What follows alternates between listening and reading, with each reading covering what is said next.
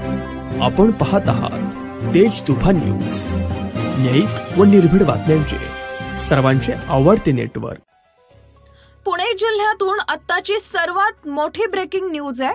बलात्कार करणारा आरोपी दत्ता रामदास गाडे याला पोलिसांनी बेड्या ठोकल्यात। सोलापूर स्वारगेट या स्वारगेट इथं थांबलेल्या बसमध्ये 26 वर्षीय तरुणीवर बलात्कार झाल्याची घटना घडली होती।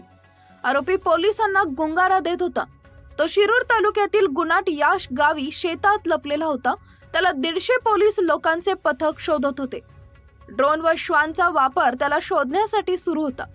दत्तात्रय रामदास गाडे याचे आरोपीचं नाव आहे। वर्ग 1 चे स्वारगेट स्थानक मध्ये MH06 WV0319 या शिवशाही बसमध्ये सदर सोलापूरकडे पहाटेच निघालेल्या तरुणीवर बलात्कार झाल्याची घटना घडली होती।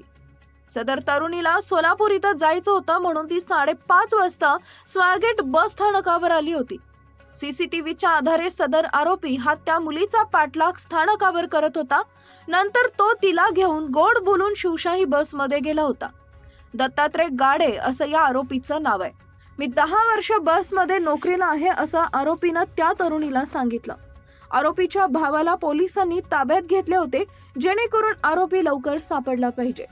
तसेच गावातील पोलीस पाटील माईकद्वारे आवाहन करत होते, तू जिथं लपला असशील बाहेर ये।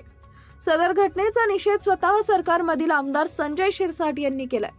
तर महाराष्ट्र राज्याचे मुख्यमंत्री यांनी त्वरित सदर घटनेची चौकशी करून आरोपीला बेड्या ठोकण्याचे निर्देश दिलेले आहेत। आणि महाशिवरात्रीच्या पहाटे सदर बलात्काराची घटना घडल्यामुळे पुण्यामध्ये स्वारगेट बस या बेवारस अनलॉक सोडल्यामुळे ही घटना घडल्याचं बोललं जात आहे।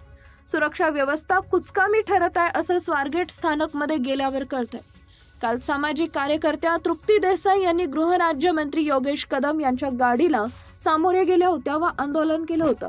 आरोपीला पोलिसांनी लष्कर पोलिसांच्या कस्टडीत ठेवले अशी अधिकृत माहिती मिळते आहे। मुख्य संपादक अयूब शेख, तेज तुफान न्यूज, स्वारगेट, पुणे।